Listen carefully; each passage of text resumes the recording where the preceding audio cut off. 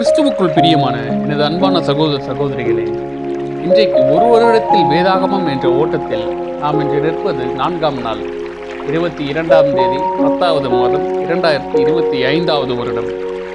இன்றைக்கு நாம் தியானத்தில் எடுத்துக்கொண்ட வேத பகுதி ஆதி ஆகமம் 8ஆம் அதிகாரம் 1 முழுவதுமாய் 10ஆம் அதிகாரம் 32ஆம் வசனம் வரையில், மத்தேயு 4ஆம் அதிகாரம் 12ஆம் வசனத்திலிருந்து 25ஆம் வசனம் வரையில், சங்கீதம் 4ஆம் அதிகாரம் 1-8 வசனங்கள், நீதிமொழிகள் 1ஆம் அதிகாரம் 20ஆம் வசனத்திலிருந்து 23ஆம் வசனம் வரையில்.